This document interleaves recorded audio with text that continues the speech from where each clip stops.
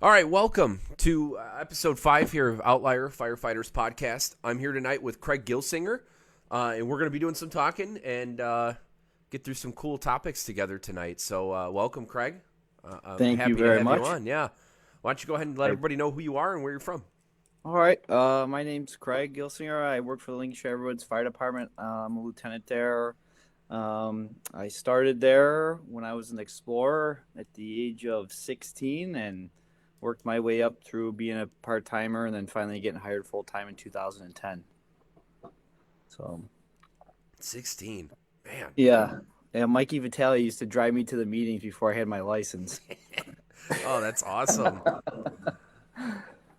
So that's gonna Yeah. if everyone that when you're listening here, that's gonna be one of the things that we're gonna talk a lot about being young and getting it. I mean, Craig starting at 16, that's kind of unheard of nowadays, right? That doesn't happen very often Yeah, anymore. and to be honest, I don't even know if there's any Explorer posts that are still around, and that's what we were involved with. Oh, we got one.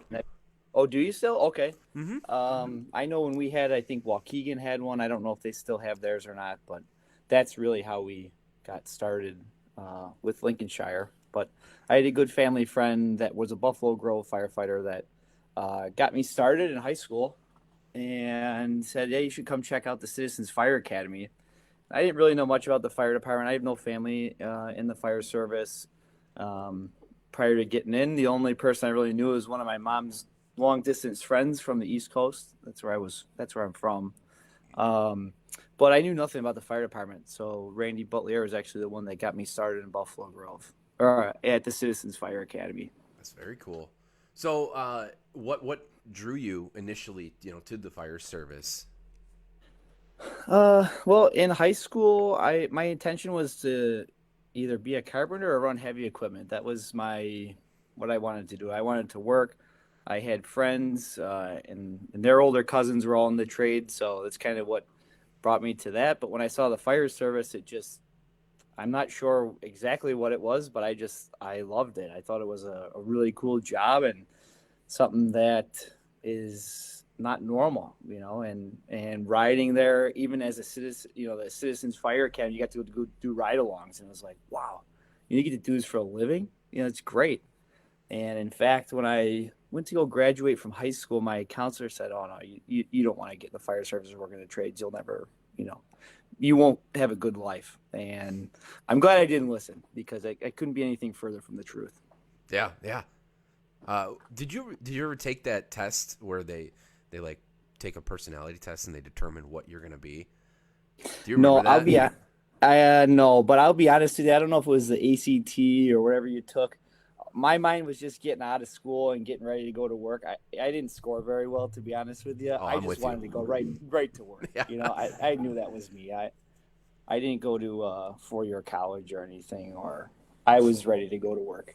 I think it was part of the SAT or ACT, and I did the whole thing, and it came back as locksmith, and that still cracks me up to this day because I mean, in a way, I'm able to break into things sometimes with finesse. In a Sure. way, I'm a locksmith, but Sometimes, yeah, you can't put it back together.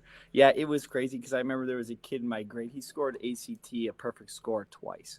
He scored a perfect, and they made him take it over again. Scored another perfect. And I'm wow, like, how does that? How can you do that? yeah, I am not that smart. Smart in different ways for me. Yeah, I mean, you start putting numbers in my head, and my brain comes out of my ears. That's pretty much. Uh, Chief Lighting's in our chat, and he brought up a great point, and I do want to acknowledge this and talk real quick before we get back into our conversation. We're going to do tonight's show thinking about the two brothers that died in Chicago over the last 2 days. For those of you that aren't aware, one was a partial roof collapse, and then he got stuck, if I remember correctly. And then the other one was up in a high rise, which actually my mom told me my great grandma lived in that high rise building for a number of years. Wow. Yeah, uh, tonight, if you don't know about what happened with those two, I mean, there's enough information out there now. Go read about it. I mean, two in a row, 2 days is It's beyond tough. rough. Yeah, Yeah. I can't even imagine. Yeah, So tonight we'll be thinking about them, right? absolutely. So Craig, back to our what we're talking about. So when you became an explorer, did they teach you about firefighter culture, or was that more when you got on the job? Uh, I I would say probably more when we were part time. As explorers, I mean, they certainly showed us what the fire service was about. Really no EMS, obviously, but we knew that that was part of it. But we weren't really doing anything because we weren't able to. But we had trainings as explorers. We went down to the fire college, IFSI, the Cadet Explorer Fire College, I think is what they called it then or whatever. But we'd spend a week down there and do the burns, and it was awesome. That was probably really the craziest part of it. That made it fun. Oh, It's like I did it too. I was an explorer too. That's how I started, and so. There's probably a good chance we crossed paths down there at some point. we might But have. I think I was 19 or 18 okay, when I got in late. So my friend Nick, he got hired on Antioch at 18, okay, and I was a late bloomer. yeah, I was a bit of yeah. a procrastinator, so I ended up getting part of the Explorers because it was in between years. And still to this day, that week in fire college was still some of the best Oh training yeah, you I've stayed had. down in the dorms and went Hmm. down to the training ground where all the real firefighters, all the big guys Yeah, were, and it's cool. and they got it hot.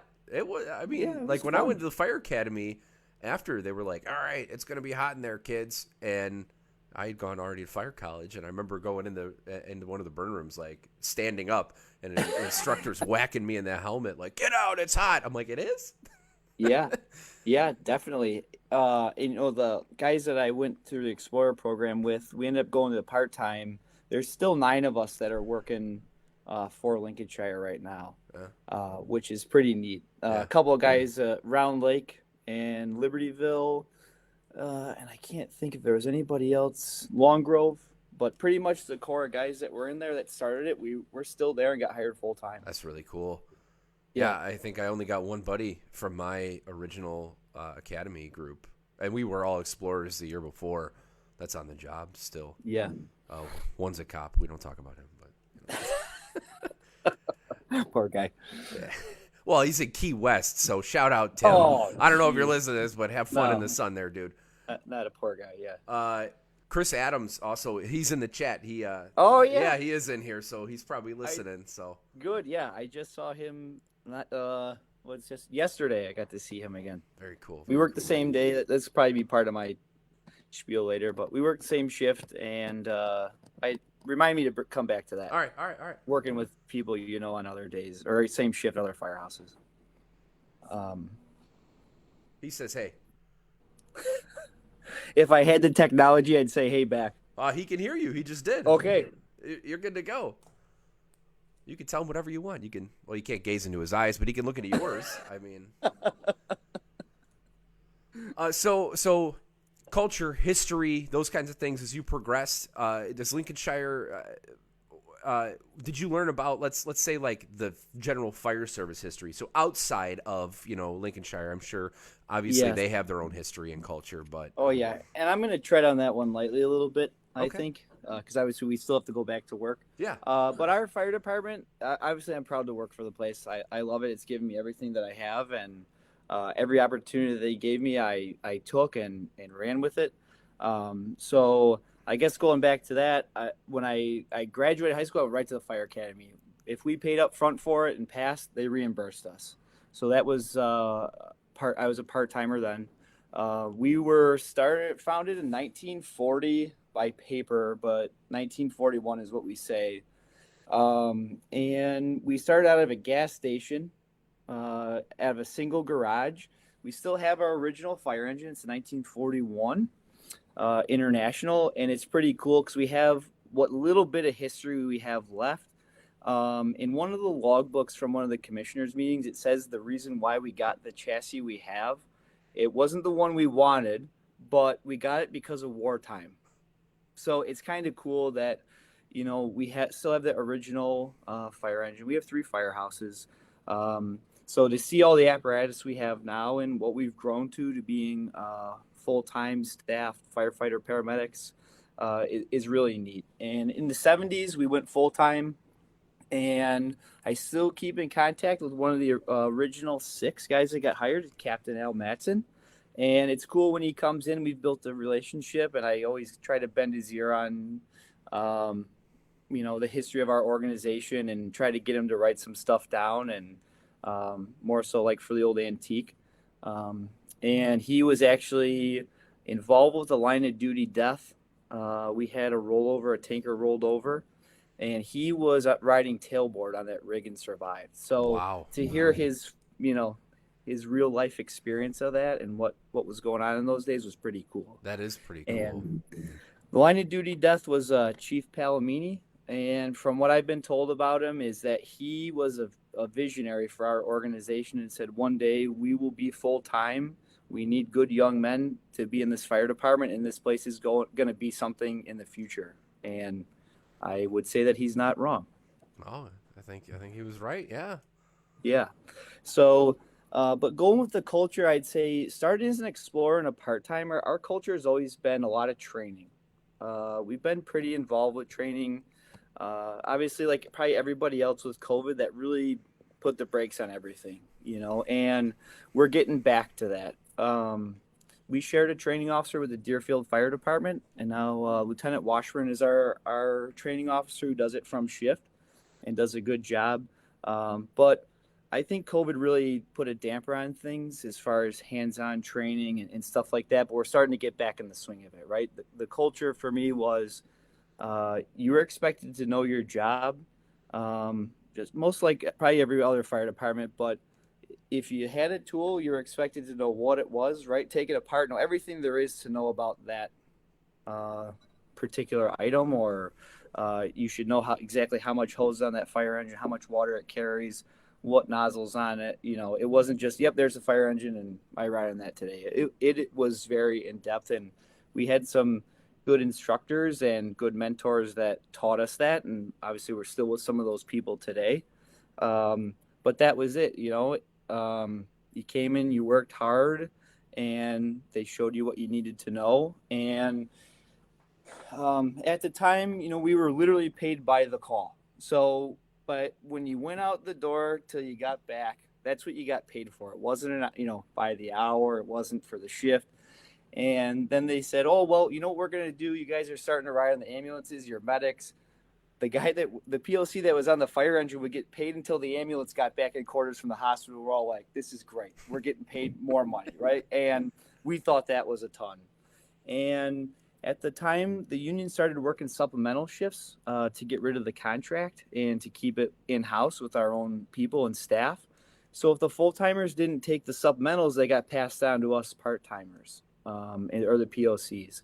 And so that was like, you're going to pay us to be here for 24 hours, whether or not we go on a call. Like, this is just insane, and that was just like kind of the stepping stone, because we all wanted to be full-time. And then in 2010, I took one test. It was Lincolnshire, and I got hired. But I know many people struggled, because there was not like it is today, where you have very little jobs and a lot of people. So I was very fortunate, and a lot of my friends that I was part-timers with at the time, they took a lot of tests or they got hired after. So I was very fortunate to get hired at a very young age. And I didn't realize then what that meant. Yeah, you're one of 2 stories that I know of that, and my old man's the other one because he got hired. Pretty much the same story. One test at 20, and that was it. And he got hired Highland Park. Yeah, and a little interesting fact I got hired October 2010. So not only did I get hired at 20, but I was tier 1. And in January of that year, they made the state law you had to be 21 years old. So had I not gotten hired, I would have had to wait till after May of the next year to get hired for my 21st birthday. Man. So I was very lucky. But I knew I was fortunate to have a job, but I didn't realize how much until later on down the road. Very cool. So early in your career, who or what influenced you the most? So this could be actual people that you were around. It could be outside influences, right? The speakers that are the voices of the fire service, right? Or really just anything. What Yeah. influenced you? Um, the people that I worked with was really the reason why I stayed where I was.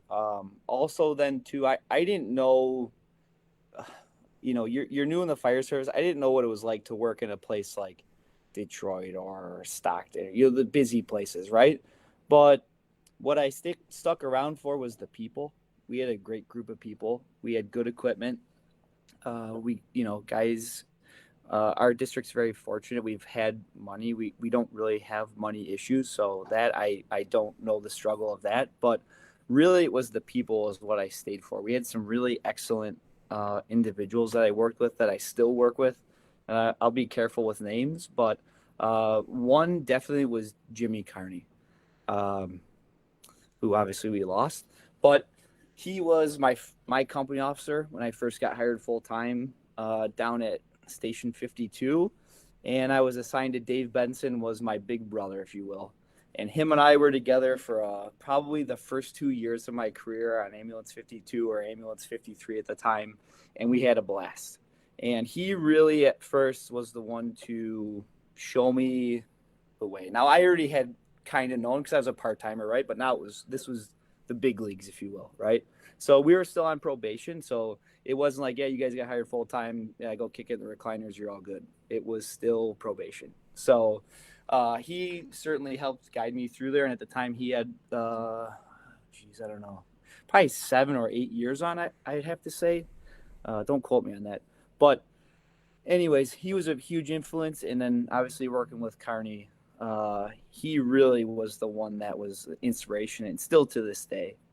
Um, he means the world to me.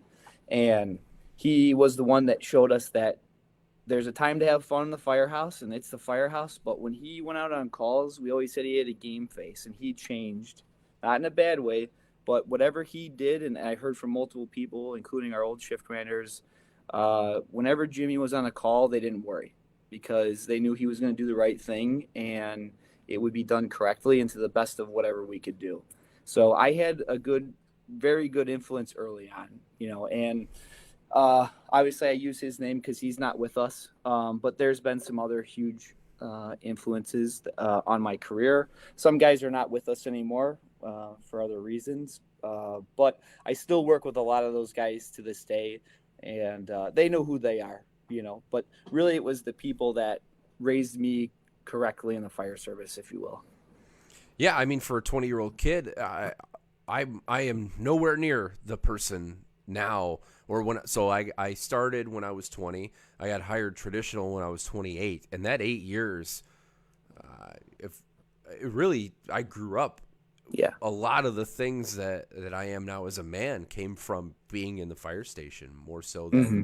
than obviously my parents raised me well and those things. It's not that, but there were a lot of personal responsibility things that a 20-year-old kid getting a whack in the back of the head once in a while, in a good Sure. way. You learn a lot of personal responsibility. Firehouse culture is wonderful for that, for teaching young, energetic people how to channel that the right way. Yep. And if you get connected with the right people, I mean, you're off like a rocket. Yeah, and the reason why I mentioned those guys is because those are the guys I worked with. We're not a huge city by any means, but you do get, I don't want to say stuck, but you're with the same guys and you work with other good people that you don't get to work with all the time. So there was a lot of other guys, but we had a lot of people that came from other departments that had a lot of experience. So early on, to me, that was like, all right, well, I didn't work anywhere else, so I guess I'm not going to have any experience. I'm not going to be like these guys. So you tried to soak in whatever they had and whatever they taught you, And sometimes it was the school of hard knocks. They would make sure you understood that if you made a mistake, you made a mistake. And I always say you don't go home happy every day. Sometimes you got to go home with your tail between your legs, right? And that's just life. And that ultimately made you better. It wasn't like they belittled you to the fact where you didn't want to come back. It was, we're proving a point. We taught you, you need to know this and learn the lesson. And that was very important. And you didn't want to do anything to make those guys upset with you or not, have your trust or let them down, really, I guess. So you worked extra hard to make sure that you were filling what their shoes were, and eventually somebody will replace mine, or the rest of the guys, you pay it forward. Yeah. Just like somebody probably did to them and whoever their mentors were, or wherever they started or came from. Because a lot of guys didn't, like I said, they came from other departments, and they came here on the full-time, either traditional or via the contract. So we had a lot of people that had a lot of good knowledge and still do to this day. I don't mean any disrespect to the people I work with today, but more so just talking about, in the past. Sure. Yeah. Yeah. Yeah. Lighting says those are all great points. And they are. I mean, absolutely, they are. Yeah, and you have to excuse me. Sometimes I'm not the greatest at articulating what I'm trying to say. So, but they made it fun. It was definitely different then too. We had a different fire chief, and sometimes you walked around on eggshells, right? Because you leave the firehouse, you knew he came in. If you made a mistake, he wasn't going to let you forget about it. Whether even if it wasn't a big deal, but it was a very tight group of individuals back then because we all took care of each other. Awesome.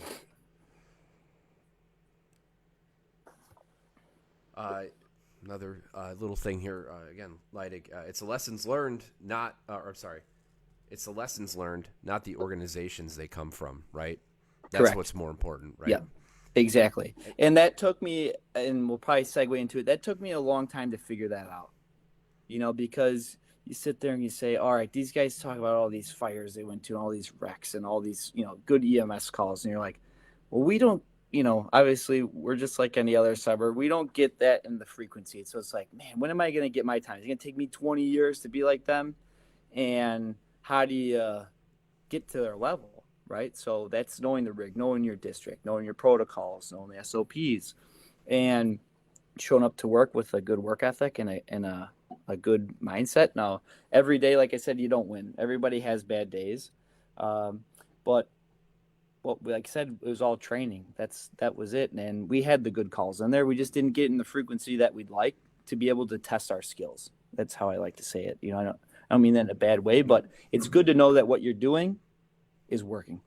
Yeah. So I think one of the things we'll get right into it now, and let's talk about when we were talking about you coming on, you had mentioned you don't got to be big city to be a good fireman. And I think so many firefighters feel because where they come from, they don't got skin in the game. They don't have clout, right, because they're not wearing a patch that says CFD or FDNY. And don't get me wrong, those organizations are obviously prestigious for a reason, but it doesn't mean that you as an individual in the suburbs can't meet that same expectation. So I'd love to hear Correct. you talk about that. Yeah, and that is not a shot at big organizations or the cities. I know that there are good people there, and that's really, even in 2010 you had videos, but it wasn't like now with social media. So like most of the information that was coming out was like the fire engineering, or you take seminars, right? FDIC, and who was there? All the big city guys, right? Camden and Gary, FDNY, all that. So you took classes from them. And so, you felt like, or for me personally, it was like, all right, well, I'm never going to compare to any of these guys, right? Because you don't have the opportunity. And that really put me in a rut for a little while, because I was like, oh, I'm not going to be a big city fireman and see all this stuff. Well, I can tell you now, I have a totally different mindset, because I have seen those things, just not in the frequency, right? And when they have happened, we've done the right thing or done our very best, and it's proved that our training and what we believe in works. And so I'm losing my train of thought here. It like I said, that it just took me a long time to figure that out. So one of the biggest things was I always went to training, right? Every year we get to put in for classes, and if they get approved, you get to go. So I've always taken classes every year, because you have to stay current in the game, and it's ever changing. I worked with a lot of good people, but I also worked with some people that didn't have the best example, right? And you learn a lot from those people as well. Yeah, we all have, by the way. So don't feel like that's exclusive to right. You're free to say that all day. It's not like it's just your department. Exactly. So like I said, not just the department, but other trainings, right? We work with other towns. You see all the old salty guys that no matter what happens, it just doesn't make them happy. Well, you learn that that's not who you want to be, right? And a lot of the guys that I hung out with, they were always trying to be the best of the job. Like, oh, I want to be just like them. So you took training. So every year I went to FDIC a few times, but always took classes. One of the best ones I took was Rid Under Fire. And for me, like we talked about before a couple weeks ago, like to me, that was all right. How do I gauge myself against guys from all over the state? And there was a lot of big city guys in there. And what it shows is that you're able to work with your hands, use your head, use your tools, and you can be comparable to those guys. And so, like, after that, it kind of made things a little bit better for me, right? And when we have a combined area fire train, the CAF that we share with Buffalo Grove, Wheeling, Deerfield, ourselves, and Long Grove. And so when you see the instructors down, you're like, man, how am I going to be like that one day? You know, and how do you have enough confidence in your skill and personally to be able to talk in front of those people and show them your skill? And how do you prove it to them that you know what you're talking about? You're not just saying it and you can actually do it. So like I said, going to that class really, I think, helped open that door. And I had always taken classes. You know, it didn't stop me when I got in that rut or whatever, but it certainly helped. That's a fact. And going to fires and being on the fire ground as a firefighter and as a company officer, that helps you build that little bit of self-confidence because you know that what you're studying and what you're reading and what you're practicing is working in real life application, but we don't get it that often, right? Does that make sense? Absolutely. I think one of the things I hear kind of around my organization, and not in a negative, but there's people that, in the reference of what we're talking about, right? They want enough experience before they go to the next level or something like that. And it was something that I think we're all programmed, right, to believe. And it's not that experience isn't important, right? Absolutely, it's important. Having as much real life on the job experience that you can get, yeah, it matters. But the reality for most suburban fire departments is, like you said, the frequency is not there. And so you have to go get it. You have to go find Right. places to put yourself to the test, or you Correct. just got to find a way to be confident in yourself. And that was one thing that my dad passed on to me. Like, there's a point where you've got to take ownership of what you know and be okay with that and put yourself out there and try things and that's your way to got to get to that next level. For most suburban fire departments, there's no light switch that gets flipped where they're like, all right, you got 10 years, now you're smart. That's not the case for us. Like, No, no. and it's not the case anywhere, but obviously our industry weighs a lot on when did you start, when did you get hired, right? Really, it's what have you experienced over the course of that time, more so Right. than when. Yeah. And two, like if you don't have those real life experiences, what have you done to keep yourself relevant and with the times as far as what's going on in the fire service and EMS, right? Like I know we're talking heavy fire here, but also EMS, right? Because you want to be a good medic. To me, that was probably one of the most um, daunting, tasks because you're taking care of people, And I remember going through medical school. I'm like, they're gonna let us give medications to people, and we're gonna shock them with the monitor, and then it's just me and my partner and two other guys. So you rely heavily on the guys that have been around because they've been there. Yeah. And I think to me, like that's what's starting to click or has over the last however many years. It's like, all right, now all of a sudden, I thought I was always going to be the young kid and the young guy. Well, now in my organization, those older guys, obviously by either retirement or unfortunately death, we are losing those guys. So now all of a sudden, guess what? Whose turn is it? And so you have to be there for the next set of people. And that for me, taking the lieutenant's exam, I was very fortunate to be an actor. Before I was promoted, we only had two officers a shift and three firehouses.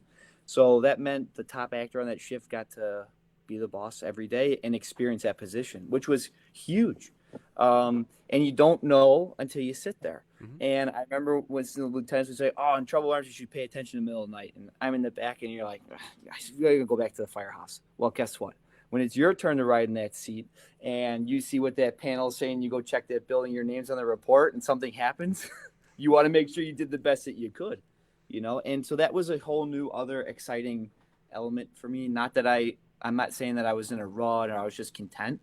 It's just a different level of challenge, because also like we talked about being young, I was going to be a lieutenant for guys that had way more time on the job and guys that brought me up in the fire service. So it's a very ominous outlook, when you're going up against that. And obviously I did get promoted, and so it was a new challenge. You were comfortable with your firefighting skills, but now it's a totally different experience from riding backwards or driving the fire engine or being the guys on the ambulance that are the fire company, and you got somebody to tell you what you're looking for. Now your guys are looking to you, and we're always a team. I work with a great set of guys and our officer core has changed for the I think better, right? Because it's the future. And we had some officers back in the day that they held all the knowledge and didn't share any of it. And that I said I would never be like. And going back to Jimmy, that's how he was. So that's the boss I wanted to be, or the lieutenant I wanted to be. Is I want everybody's input. Is there a time where the lieutenant has to be lieutenant? Yeah, but majority of the time it's a team effort, Yeah. right? Like I value the opinions of what the guys I work with say on fire calls, EMS calls, everything, because we're a team. I don't know everything. I'll never know everything, but we work together and we've built a really good core group, I think. And like I said, we are a small organization, so I get to work with a lot of people, but you work with the same people, relatively speaking, every day, right? And to me, that was a new level of excitement because I'm not coming to work for me. Now I'm coming to work for a group of people, and you don't get to put yourself first, or you shouldn't if you want to be a good officer. And that was what was taught to me. And another mentor of mine, that's my battalion chief. Man, I'll say his name, Eric Lavernia. He was a huge mentor to me, and still is to this day. And I remember like the first time I started acting up and we were running calls together, I'm like, this is awesome. You got a guy, you're maybe a fire alarm, he's coming in, right? That's a good feeling to know who you have coming to give you a hand.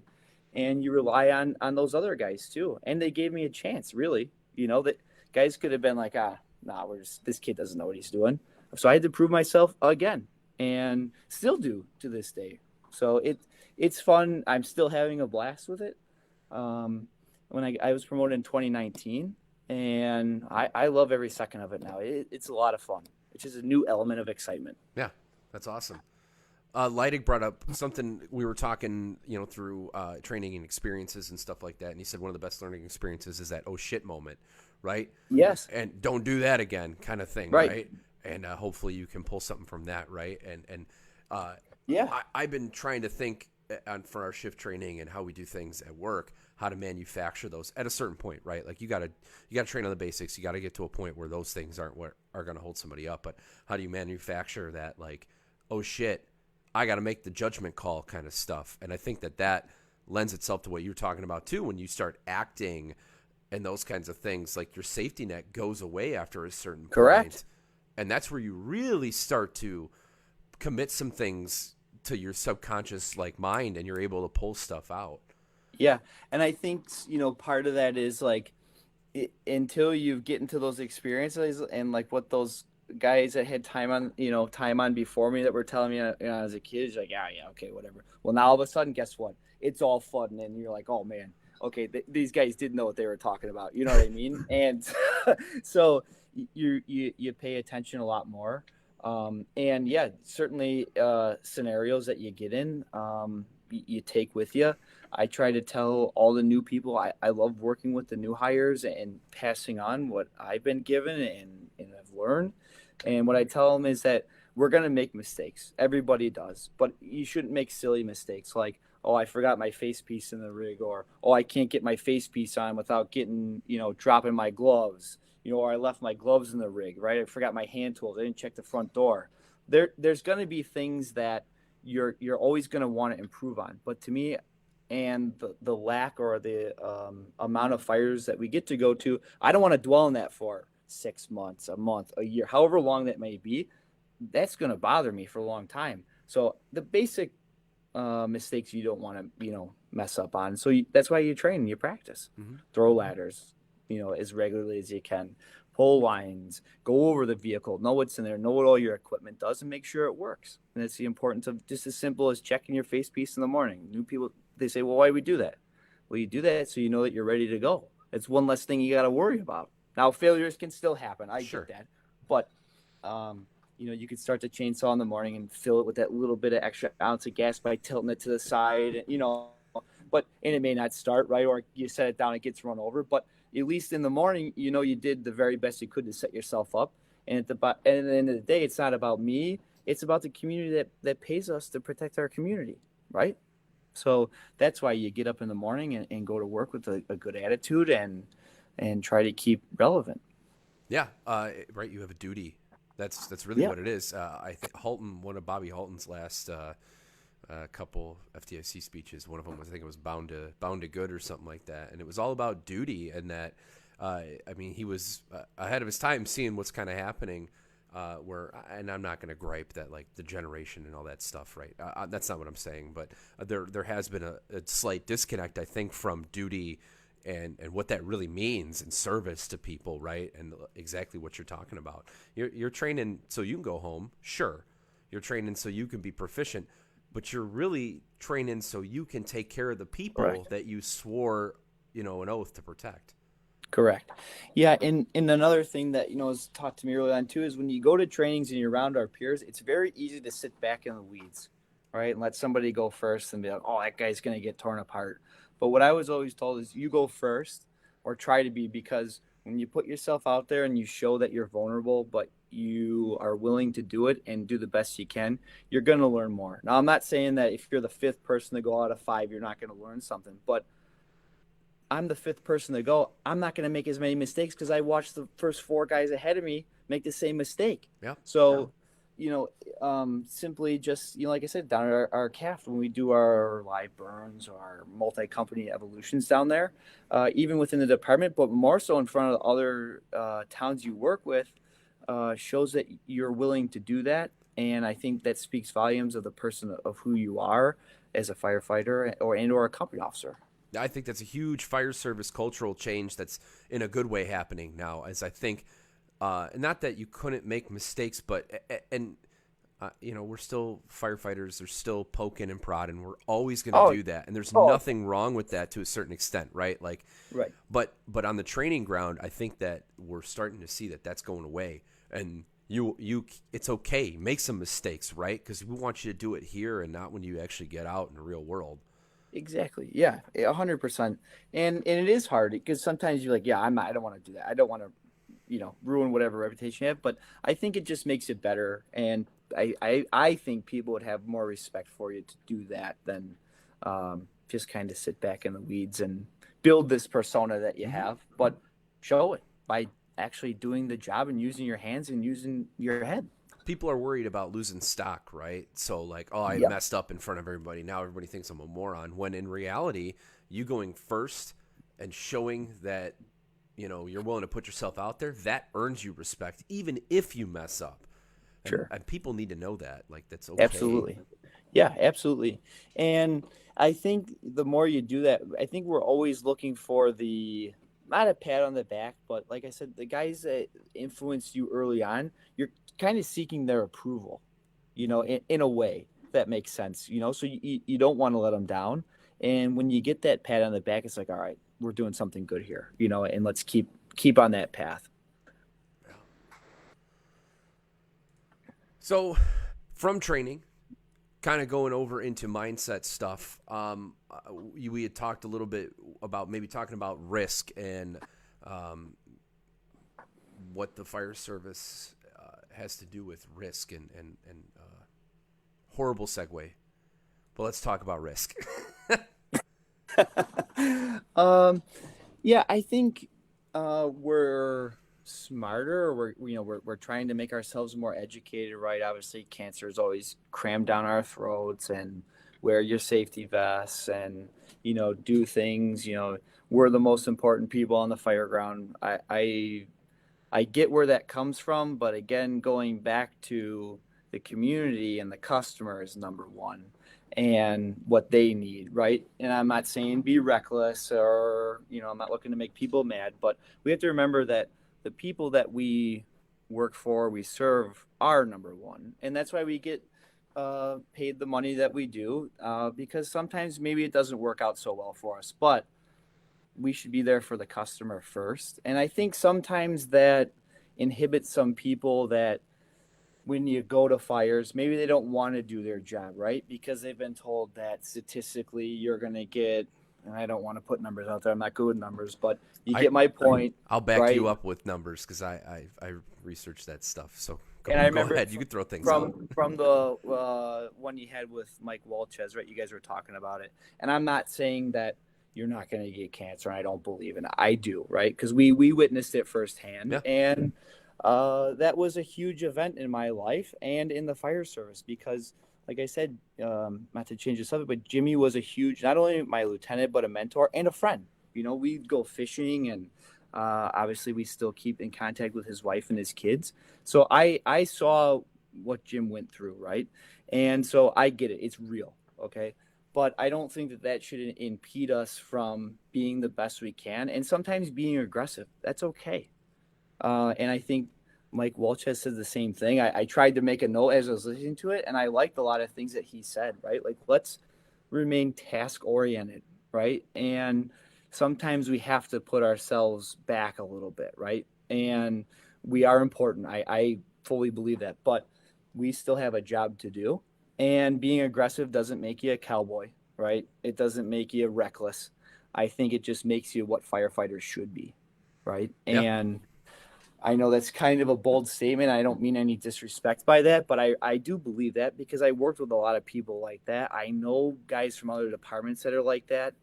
Obviously, being in the fire service for a little time now and being involved with different things. I'm on a task force now. I've been on for a year. I get to meet a lot of other guys from. Seems to drop it once every podcast. Facebook NFPA was doesn't. NFPA was. That's what it was. They shut us NFPA down. kicked in. It was like, or OSHA was like, 2 and 2 out. You guys gonna talk about that? Yeah, these guys are cowboys. What are you doing? So, with what you were talking about, right?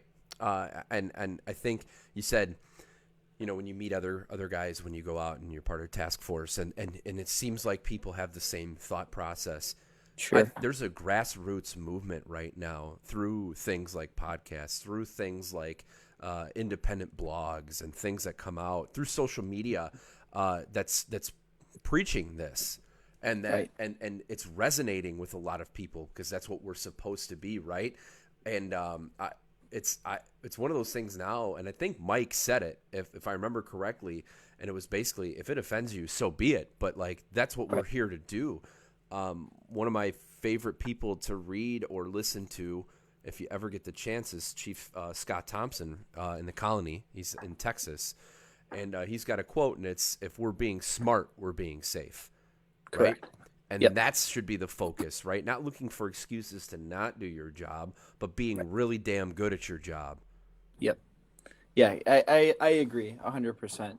And sometimes, right, you talk about reputation and things, and that's some of that's perception, right? And we get small glimpses of each other. But part of my thing that I would say is with Chris saying hi is that I work with a lot of people that I believe have the same mindset that I do on other departments. So when you show up to the fire ground with those guys, you know exactly that they're thinking the same thing. And Chris and I had that a meeting a couple of days ago, and for him to say that he felt confident that I was there, I was thinking the same thing before he said it because I was going to say it, and I mean that. And so same with the other guys that were on that fire ground, first in company officers and the guys I was with. It feels good to know that you're showing up with guys that, number one, other than they just work on other fire departments, but having a personal relationship and somewhat of a friendship with them, that certainly helps the cause, and especially if they have the same mindset as you, right? And again, I'm not saying we're cowboys or this and that, but just simply doing our job. Mm-hmm. That I think that's just what it boils down to. I think that that's a great thing to then keep talking. You earlier where you were kind of mentioned same shift, different, or sorry, same shift, different fire station or different fire department, right? And that's kind of lending to what you're talking about here, having a relationship with those guys that you Yep. see, right? You see them at the hospital, hey, Yeah. whatever, and you can talk some shop in that way. Or if you're fortunate enough to train, right? Is that something that you guys do pretty frequently, where you run into your neighbors? Um, so obviously through mutual aid or auto aid, yeah. Certainly on the fire ground because just like every other fire department around, we're short, so you need the help.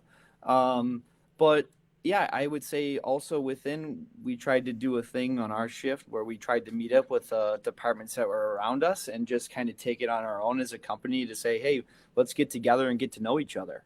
And that same mindset came from that other department and that company officer. So it was really a lot of fun, and it was on our own. It wasn't that the district said, now they would support it and they do, but it wasn't like you're going to do this and it's going to happen. It was strictly spontaneous from us and seeing a need that it is good because we are running in and out of towns, here and there, or sometimes maybe a few times a day. Who knows? In EMS calls and fire alarms, everything in between. We know what we're talking about. But it really helped when we did get fires because when Buffalo Grove Quint 27 pulled up, I knew those guys that were there. We did training with them, Long Grove, like all the towns that are around us, right? It made it that much better. And there was like that personal connection. It was just like, hey, Engine 52 officer or Squad 51 officer. It was like, hey, Craig, what do you need?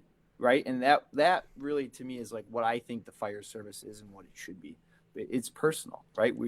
We do the same job. We wear different patches with different names, but we're there to do the same thing, right? And we should have fun while we're doing it too. I think that's something our area, and not like our area is bad or anything, but there's other places in the country that have these big fire districts, right, with like 28 stations and all that other stuff, and we're almost like that within our individual counties. We just don't think like that. Right. Every fire you go to is not just you. It's Correct. not just your town. Even larger, a big car accident or whatever. It doesn't matter. Like even if you're stacked and you need an extra ambulance coming into your town, like if you went out, west or whatever, it would just be more of your fire department coming in from a different area in the community. For us, it's your neighbor, and it's the same thing. We just don't treat it that way, right? It's really cool that you're fortunate enough to have a lot of good relationships in that way with your Yeah. neighbors next to you. Yeah, and it makes it. I think we're all different. Obviously, Chris has way more, and I hate to keep picking on Chris, but I know he's in here. Yeah. But I know he has way more time on than I do in being a company officer. But we're in all different ranges in stages of our career, And when we trained with Buffalo Grove, some of those guys had 30 or 30 plus years. And when you are getting the respect of those guys, not just as a company, but like as an individual, is how I took it. It was like, all right, I am doing something right, and we are doing something right because they see something in us, right? And so we've run some pretty significant calls with them, and it was great when you hear a 26-year guy calling for us to work together. That means a lot. That means the world, because we're there to do it together, and they see something in us. So back to that, you don't have to be from a busy department or a bigger organization to be good at the job. Yeah. Uh, Diana Newbecker says best call with Craig was an OB delivery. That's right. Yeah. Right. I remember that. I think it was 2015. We delivered I think it was an off-duty Vernon Hills officers. And was taking his wife to the hospital. We were at a car show at the grocery store, and we get called across the street to the gas station. And it was myself, Alex Nunez, Jason Sander, Eric Lavernier. We delivered a baby in the back of the ambulance at 41 and 22. And we had Highland Park, I think it was Highland Park Ambulance, or their engine. I can't remember, but there was a guy that I was in medic school with, Brian McDonald and Kevin Canal, who I knew, that showed up, Yeah. and we're like, hey, we need your monitor. And they're like, what do you need? It was just, again, people that, showing up in a time where it was stressful. It was great. Right. And obviously having Diana there helped tremendously too, because you knew you had somebody else there that had the knowledge and has been there before. I was never there. I didn't have kids at the time. Yeah.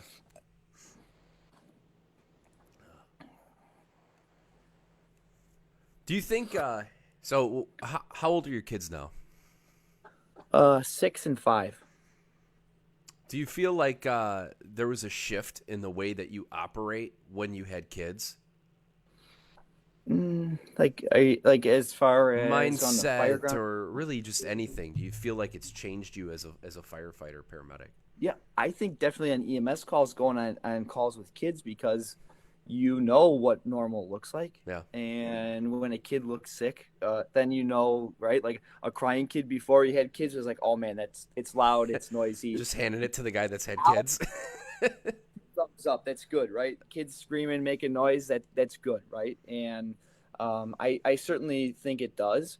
I don't think it changes my mindset on anything on the fire ground. Obviously, I want to come home and see my Sure. kids, but um, they're around the firehouse. They know it. They get it. They're around all the time. I live in the district, so they come around all the time, which is fun. Or we'll pop in, district familiarization and say hello. So I think definitely on the EMS side, it has helped a lot, because I remember going on calls and we would be trying to figure out how to put a car seat on. And none of us had kids. Now all of a sudden we all have kids and it's no problem. Or getting them in the SCR or whatever to get them on the cot. It just works now. It just makes sense.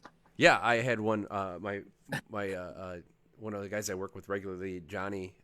We had a woman deliver into a toilet, and it was like her fourth kid or something like that. So basically, just walked out. And I remember my lieutenant basically looked at Johnny and I, because we had both just had kids very recently, and he looks at us and goes, "Swaddle that baby," and we're like, "You got it, Lou!" Like we took him off, Yeah. and we're wrapping the kid up, and we're getting. It was hilarious. Like So yeah, and not to get into stories too much, but when I first started, I was with Dave Benson again. We get called for a possible delivery in our district in 52, and I remember walking up there, and there was a lady on the bed with the cord still attached and a kid there, and I was just holding the bags, and Dave's telling me to hand him stuff, and I just froze. I just couldn't. I didn't know what that meant. Like you don't see things like that, yeah. right? Especially being 21 years old, like. I've heard about it in medic school, and I know that that's what's supposed to happen, but you see it and you just freeze, and then fast forward to that delivery, I cut the cord. So I couldn't have tied my own shoes on that first one, let alone do anything else. I think after I had my first son, Jack, like I was always locked into the job, right? Like I've cared, I've trained. It's not that I haven't, but I found another level that I didn't know I had, and it drives me that much more to be that much smarter, right? Yep. And I didn't know I had that level in me until I had kids. Yeah, and I think too, it just helps you. Obviously, the parents have called you for a reason, right? Our kids get sick; they're not immune to having to go to the doctor or broken bones, which our kids have had certainly.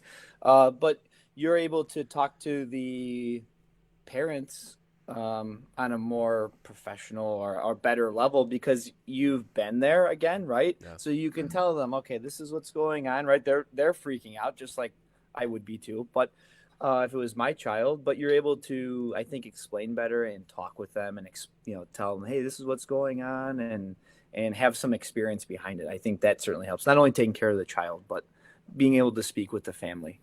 Oh yeah, and I'm also talking on the fire side. It's made me Oh more yeah, definitely. motivated too Yeah. to be that much more into things, and Yep. like I've always enjoyed every bit of it, but like having kids at home, And you like got it and makes there's more me at stake. right, and then it You makes got you way more at drive stake. to even climb ladders and all that metaphorical ladders, but you know what I mean, like Yeah, absolutely. yeah.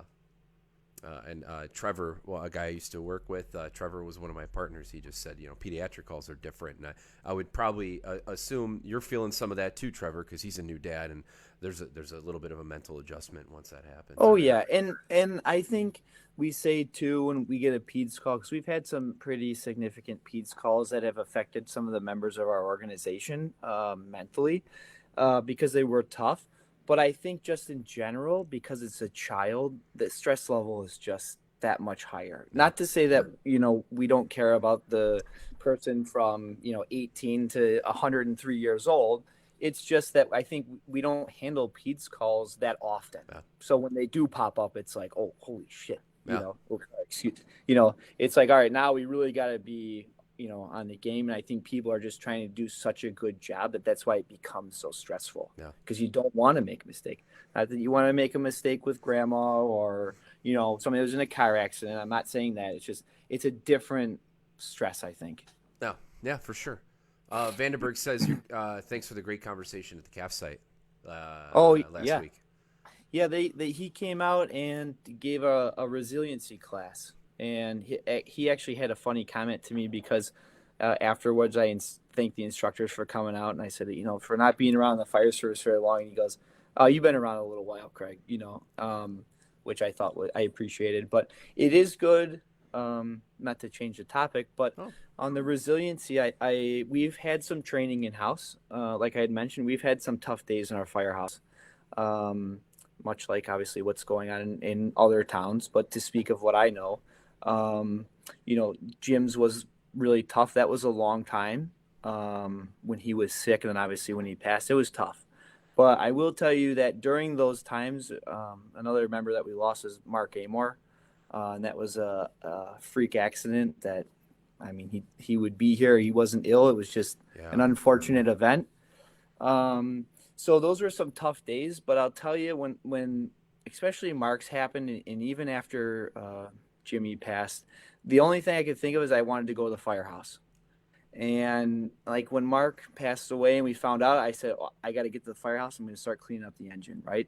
Because I think you needed to have something on your mind. Yeah. And my point to that is, I think the resiliency training is great, and for me, it gave me a word to what I was experiencing, right? And what I've told some of the people I work with is, when you have bad days, it's picking up the pieces and being able to move forward and go back to a normal state of living, right? Now, obviously, you're never going to be the same, because still to this day, there's not a day that goes by that I don't think about Jim multiple times a day, or what he'd think of who I am as a firefighter or a company officer, especially, right?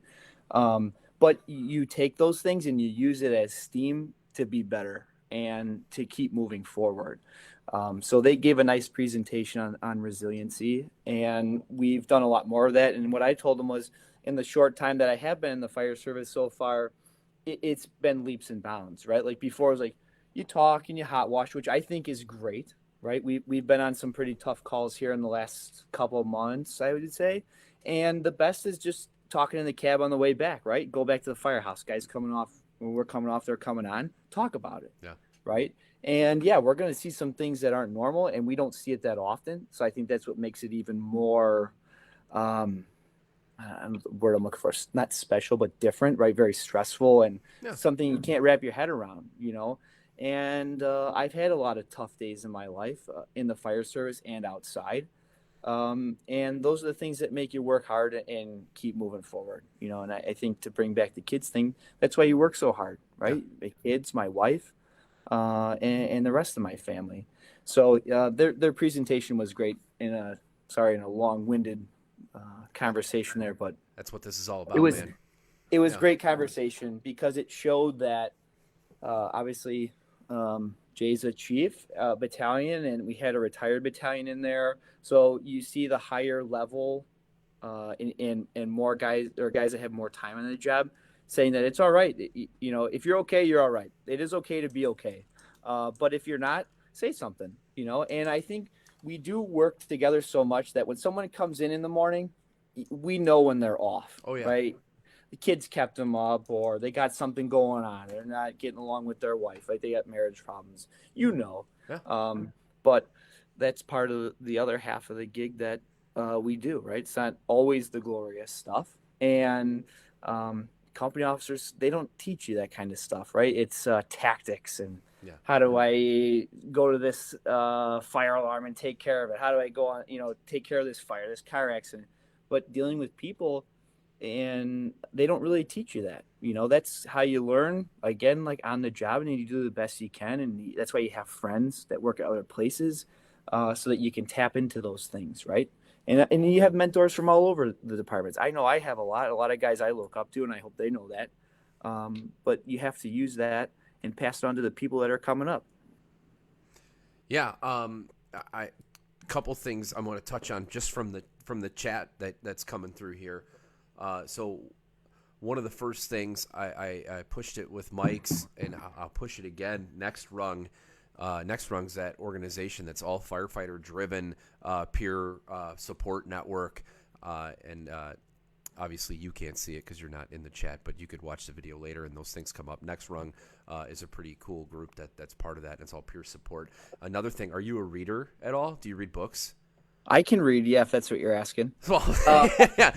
So, and I'll be completely honest about this. I was not much of a reader up until, a year or two ago. And have you heard of Rick George at all? No. So if you get a chance, look up his story. And anyone listening, Rick George, if you want to talk about resiliency and stress management, I mean, it's an incredible story, and it's a lot of tangent. I won't talk about all of it, but he's got a book that he wrote with a couple other guys that Fire Engineering produced, and I don't know the title off the top of my head, but it was like Resiliency for Success-Based Training, and I'm reading that right now. Very short book, but it does talk about a lot of this stuff that we don't work these things into academies. We don't work these things into new hire training, how to manage stress. And one of the things that I've taken already from it is box breathing, and it's completely changed so many things in my life, let alone not just on the fire side, but even, the kid that won't stop crying at my house. Like, I catch myself doing those things now to help get my heart rate back down and get back to a place where you can think. And anybody, I'll see if I can find the link too for that book and throw it in our chat. But those are some great things. And then one other thing before we go into our next topic, Jay, you did not derail us. That's what this is all about. That's why we're live streaming, right? So please, anybody, throw things in there. And if Craig and I talk about it, that's where it's at. But Coke Fair, Chief Coke Fair brought up a point here too, and this is something that I've lived on the other side.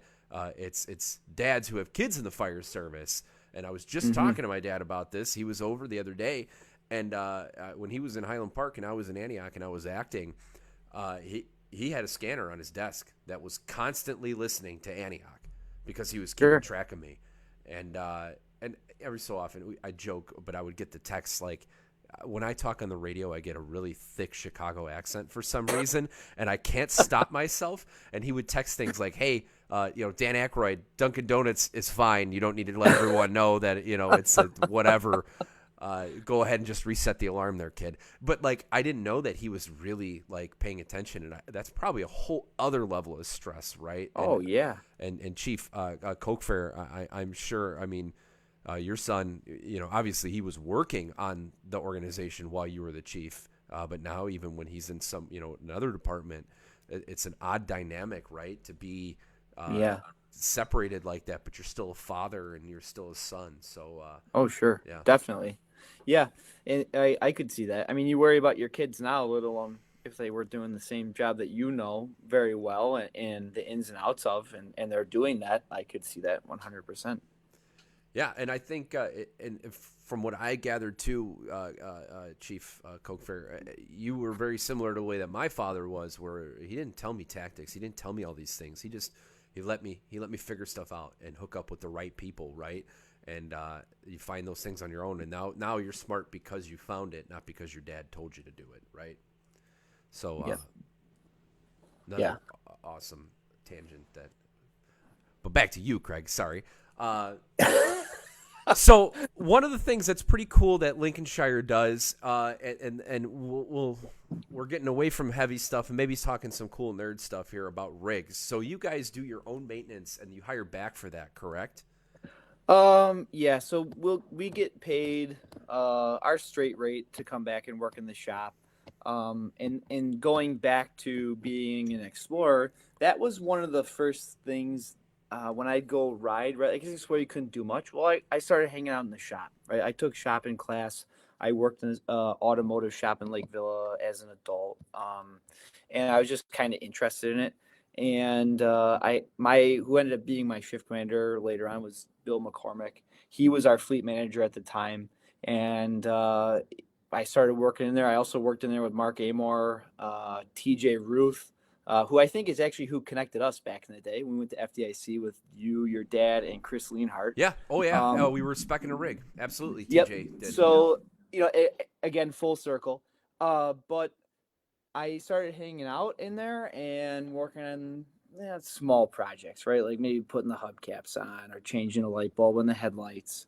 And then when I got hired full time, I stayed working in the shop. And when Chief McCormick retired, Chief McCoy took over as the fleet manager, and we worked underneath him.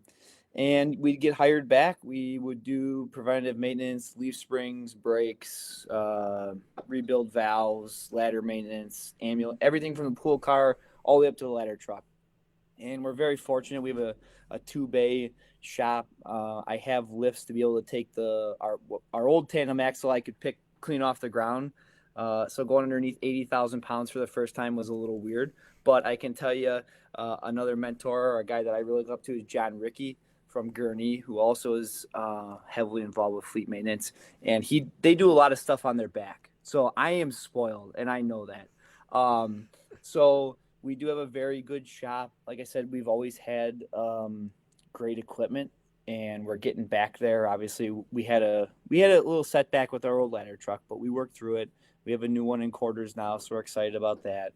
But just from picking up nuts and bolts on the floor now to I've been running the shop I think since 2017, somewhere in there as a fleet manager. So again, another little exciting part of my career because you get a little more piece of the pie, right? So now all of a sudden I'm in charge of one of the largest budgets of the fire department, and I'm 25 years old, right? And responsibility of being the fleet manager is still turning wrenches because we have a few of us now, guys on shift help, right? But we do have a fleet maintenance division. And we're speccing rigs and seeing that through. I mean, that is a process in itself. Yeah. There's organizations that have full-time guys that just work in the shop. But when I was first in the shop working, it was taught to me that we take care of our own stuff. And for the reason being is we try to eliminate downtime, right? Rigs don't go out the door. We don't have a job. So we try to do everything in-house. Now I do send some things out. Like we won't do big motor work. That's really kind of past where I am. Could we do it? Yeah, but it'd probably take way too long, and we'd probably break a few things here and there and before we got to the end result. But it is really neat to be able to keep a fleet running. And like I said, I live in town. Every time I see a rig go past or I hear it go past, it's a good feeling because guys are riding around in a good vehicle. And your hard work is what got it there. And the guys that I work with in the shop too, it's very satisfying. And that was taught to me early on. I remember being on a fire scene. We literally had a fire engine in the shop that was done being serviced. And Chief McCormick looks at me and he goes, "Jump in the rig, we're going." We go there, we pull up all of our fire apparatus from Lincolnshire was there. And he said, everybody that works in the shop got these rigs here and respond on a daily basis. And that was like, okay, I'm not saying fleet management and fleet services is the best option for you in the fire service, but it is rewarding. It's stressful, but very rewarding. Well, if you get the people for that, I mean, that's really cool that it's Yeah. your stuff. I mean, it's that much more pride in it, right? Yeah, absolutely. And so not only do we fix them, but we ride on them. So Yeah. you could fix it the day before, and I ride at it, and I would repair it. Is that if I was being on it, if I wasn't, right? Because we're concerned about the people and our employee safety, right? But it is a lot of fun, and that's a whole nother networking experience too, right? We got sent to training up at Pierce. We're sitting next to techs that come and work on our rigs. Like today, I was on the phone with one of the Pierce techs. You build a friendship. So you have a little something you can't figure out. Well, guess what? Maybe I'm going to skirt the dealer, and you talk to the tech because those are the guys that are on the street doing it, right? So it definitely helps. It is stressful and it is a lot of work, but at the end of the day, it is rewarding. On top of being a firefighter and a paramedic, So how do you approach speccing a new vehicle? What are some of the things that you go through just personally that are part of your process? So yeah, a lot of things were laid out very well for me and for our previous fleet managers because of the effort that was put in. We just take things and make them a little bit better. So we used to buy rigs. Seagrave would come in. Oh, sorry, we're not going to use names. I didn't mean to say that. You can. I don't think there's an issue with that. Unless So it's on Seagrave. your end, but yeah. Well, it's that was years before me, but Oh, we used to be Seagrave Fleet, and they'd come in with a demo, and the chief at the time would say, "We're buying it." So whatever showed up is what they got. yeah. In 2000, the engine that we still have, if you see it out and about, that is our oldest rig that we have. That was the first one that was custom built by a different manufacturer that we currently have. But it was a group effort, and I was brought into that early on in my career working on the vehicles, even being on probation for our ladder truck. Very limited, but I was part of the experience, right? So we put a group together. I still do it to this day. Company officers, the firefighters, there's chiefs in there too. We kind of try to keep them in the loop, but our chief really tells us it's for you guys. You figure it out, within reason, right? Yeah. But he really gives us the power to figure out what we need and what we should have. So we still do that philosophy here to this day, including the ambulances. And it's been a real challenge, just like everybody has during COVID. We had 3 rigs going at once. Our ladder truck, we designed our new squad, and we had a engine coming just because of the lead time. So Yeah. we were putting 3 rigs together at one time. So it was a huge help to have everybody else giving me a hand, and in the fleet division.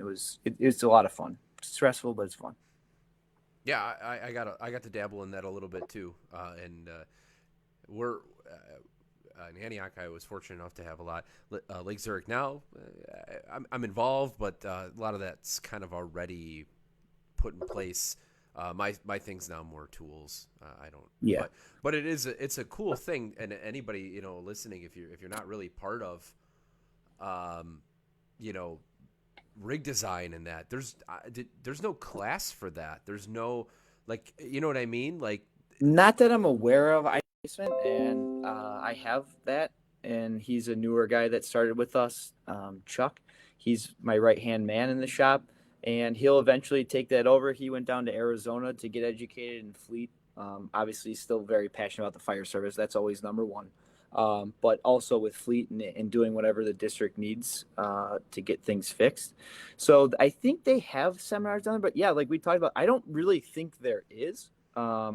And I'll be careful with that because I don't know, but I really don't think there is. I think what it is, like we talked about, now you got like National Fire Radio. You see all that cool stuff Yeah. people are coming up with, and you're borrowing it from other departments, right? We're not stealing it; we're borrowing it. Of course. But you tailor it to what your district needs, and or your department, whatever you want to call it, and turn out a good product. And like I said, we're very fortunate to have money. So it makes it a little bit easier on my end. I don't have to pinch pennies to put tires on the rigs or put brakes. Do I change the lights or do I put tires on it? We're very fortunate. So it is a very fun experience, but I got it's a a lot of question work. from the crowd here for you. So Yeah. what was tougher to spec, a truck or a rescue? Um, right now the squad is probably the toughest, just because, like most everybody knows, a fire engine is not just a fire engine, right? It's completely custom. You could make it as custom as you want. The truck was fun because it was different. We went back to a single axle stick, just like what our old Seagrave was. We had a tandem axle in between, but it didn't really fit our district, in my opinion. Our new truck's 20,000 pounds lighter. What we really need is a fire engine with an aerial capability, and this fits the bill just fine. It is an awesome piece of apparatus, but the squad is definitely taking measurements and laying things out on the floor, and part of that is a changeover for our SRT equipment. We're trying to do a big changeover. So I'm also involved with our SRT team. So we're trying to get up with the times and replace equipment. So a lot of it we don't have in hand. So we're trying to figure out how that's going to work, and how much we carry. We also want to have better fire suppression on it, right? Because we'd love to have a nice big walk-in rescue tandem axle, but that's not realistic for us. So we've put a bigger pump that is more capable. So that's been a challenge, because at the end of the day, you only have a box that's this big, and you're trying to put stuff that's this big on it. So it's a big Tetris game. Yeah. So definitely the rescue's harder. Yeah, that makes sense. So we talked about connecting right with people, whether it was apparatus building or training or whatever. What are some ways that you've connected with people, and what advice would you give in that regard of networking and making connections with other firefighters? Talk to people. I would say that I was shy at one point, but now when you kind of you get some confidence that you know what you're doing in the fire service, and you start to build relationships, talk to people. I get my chops busted all the time when we go to mutual aid calls and say we get returned, or we're staging. I like to go up and talk to people and get to know who they are. Most of the time, I like to go geek over their rigs, right? So that's a good icebreaker. Um, in fact, like your guys' squad, we ran into in Wakanda, and it was new. We hadn't seen it, so we're over there slamming cabinets, and it's a joke of this squad versus whatever. But I think just talk to people, and see what their experience is. And a lot of times, you don't know what a person's backstory is, and there's a lot you can learn just from having a simple conversation. And when you go and you're on the fire ground, right, don't just pack up and leave, right? Roll hose, help clean, because that goes a long way. And most of the time that generates conversation, and or you make an impression, most importantly, right?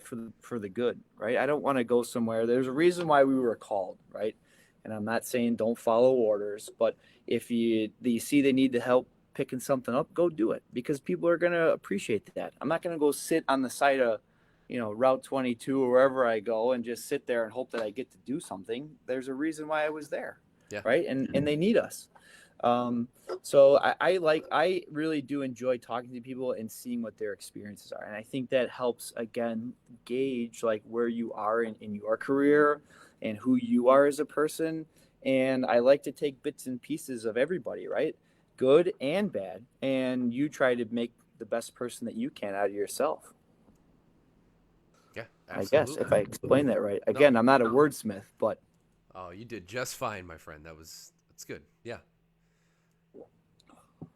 So, I'll kind of roll into some of the not necessarily closing questions, but the back half of my things. Anyone listening live, if you got a question we want to throw Craig's way, or for the both of us, type it in there. But otherwise, we're going to kind of move into some of these ones to not necessarily close it out, but we're going that way, yeah. right? So, right now, what keeps you the most locked in, most passionate to the fire service? Oh man, um, that's tough. I think the people that I work with every day. Um, Now certainly the fire calls and the good calls is that was what keeps most of us engaged, because that's what you want to go do and you want to see. But for me, again, going back to being a young company officer, I want to do what I was given by Jim. And I've said that to a couple of guys I work with. How do I influence somebody like he influenced me, and had the mindset and the loyalty to a person like that? And Jimmy did that by being a good person, right? And having the knowledge and taking the time to talk to you. He didn't care if you had 1 hour or 1 minute on the job. He talked to you, and wanted to know who you are, and dissected you and wanted to figure out who you were as a person in a good way, not in a bad way, in a good way. He wanted to truly know who you were. And um, I think, and a lot of other guys that I work with are like that too. And it really boils down to your people. Like I said, we all have bad days, myself included, right? You got stress, you're tired, you got stuff going on outside work. But to me, it's like, how do I go to work and keep people stimulated, right? How do I keep them into the job? And that's something I don't think I've really lost. Some days, yeah, you're like, all right, let's just take it. You want to take it easy and have a mental break. But I go into work still thinking, I hope we're going to catch a good call and we're going to make a difference, right? Whether it's a fire or EMS call. But I want to test my skills, right? And we don't get to do that often, like we talked about. So how do I keep people engaged in that? And I think you do that through your actions, or my actions for that matter, and how I look at things and how I portray myself, right? I'm not the perfect human being. I think I am better than what I used to be. I had a nickname. I'd get upset and get mad and have short fuse. I try not to be like that anymore, right? Because it gets brought up. So people are obviously knowing it, and I don't want to be known like that, right? I want to have a good reputation, and I want to make a lot of friends along the way. And yeah, I think it's the people and certainly the calls. I think it's just, what are you going to get today? What's going to show up? You just never know, right? I love it. I feel you with you mentioned sometimes you get angry, right? And I totally feel you. That's one of the things that I've been trying to work on the most, right? When you're so passionate about something, it's so difficult to edit yourself where you're not, you know, blowing up on Oh things. yeah. And I think that resonates with a lot of people, right? One of my nicknames in Antioch was Tough Tanner, and if Chris is in here, he can make fun of me all day about that. But that was the joke, and and even now in Lake Zurich, I've definitely caught myself trying to figure out how to be less angry about things and figure Yeah. out how to. Honestly, this has been helping a ton.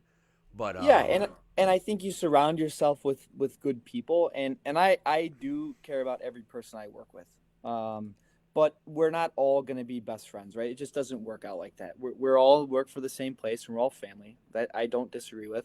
But certain people you just build tighter relationships with. We're all very close. Like I said, a lot of us have known each other since I was 16. I've been raised at Lincolnshire Woods Fire Department since I was 16 years old. So that's a lot of time I've been hanging around there. So these people I've known for a long time, right? So you're going to get into arguments. Things are not always perfect, right? Some people just can't see the good sometimes, and that can be frustrating. But you just try to keep a cool head, right? I got a nickname too, and that's Nicholas. That's my middle name. So that when I got tired or I was hungry, that's what I turned into, and I don't want to be known as it, yeah, And guys say it now, and I take it personal because I'm trying to not be that anymore. Yeah. Now there's a time where you have to be your other person, right? But that's not how you win people over and how you treat people, yeah. And that's what I've learned in destination or this journey, right? Be a good person, and when I'm gone, I want people to remember me in a good way, in a good light, and be like, man, I wish that guy was still around, or Yeah. man, I want to be like that guy, like how I look up to my mentors. Yeah, yeah, absolutely, absolutely.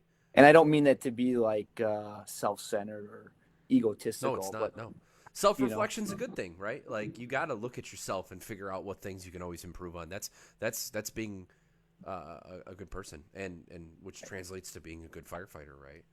right, absolutely. So, kind of in that, one of the questions I like asking is if you've ever lost, right? We all have peaks and valleys for the most part, right? And have you ever lost the thing that grips you to the fire service, and how'd you get it back if you did? I don't think that I've ever lost like my love or passion for the job. I think there were some tough days going into work just because either the assignment that you had, the people you worked with, maybe. So you didn't really look forward to it as much because some days I don't know about you, but my days fly by now. It feels like you come in the morning, you have that morning meeting, have a cup of coffee, and the next thing you know, you're eating dinner. And it's 9 o'clock. It's like, all right, what happened? Now there were days where it felt like it was that, and then it was 8:30 in the morning, and you're like, how am I going to get through this, right? But another good one that Jimmy had that told us is you have to have a few bad days to appreciate a good one, right? You don't go home every day with a win, and that's okay. But those are the things that make you better as a person. But I think personally, like I said, I don't think I've ever lost the love for the job. Now you do get frustrated because you see maybe people don't have that same passion and they don't see the good in a lot of things. So that really kind of taints you a little bit, and it's hard to work through that. But you just got to look at the positive and keep moving forward because we really don't have it that bad. No, yeah, People, somebody out there's got it a lot worse than you do. And that's hard to. It sometimes is hard to remember. I get that, but you got to try to remember that, right? And those people that you've lost, or that mean something to you, that's what keeps you going. I love that quote, and I'm probably going to share that at some point. Of you got to have a few bad days to have a good one. I love that. Yep. That's and another good one, not to change the subject, but again, working for him, he'd tell you, if you mess up, it's all right because I've either done it twice or done it worse. So you had that open learning experience, if you will, where yeah, you felt like you're under pressure because you're on probation, but you knew that he wasn't going to bite your head off or tear you a new one because he didn't do something right. And it's happened multiple times. There's tons of good stories about that, but it just made you feel good, Yeah. and that's the way you want to learn, right? You don't want to come in and be like, oh, watching over your shoulder or doing anything like that. Yeah. I love it. How do you think we can? So I might get rid of this question, to be honest, and I'm trying to spin it in a more positive way, right? So just from observations, right? There's a lot of people that don't have it, right, and have lost that connection or passion towards the fire service, and there's and it's of all age groups, it's of all experience levels, and it seems like I'm always theorizing why we're at that point where I think the fire service is kind of at a pivot where we need to really figure out what our values are again here. But on that subject, right? How do we repair that? How do we, as a fire service, not necessarily your own organization, but as a fire service, what are some things that we can do to try to combat that? I think this, right? There's other things that are out there as far as podcasts to keep you entertained. But just, I don't want to say old school, right? But there's a little bit of that mentality, like we talked about before, but in a new version, right? We're always evolving, and I think Mike Welch has said that last time, right? Like we don't go out on horse-drawn fire engines anymore. The fire service does improve, and it does get better, right? I can tell you, like I said, there's a brand new 2022 ladder truck sitting there. It's not a horse.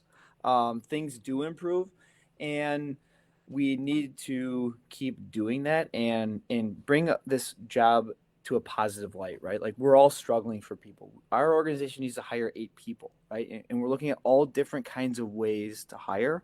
For the first time in our district's history, we'll be hiring a paramedic. They'll be sent to the fire academy. We're also hiring right now an EMT firefighter who's going to be sent to medic school.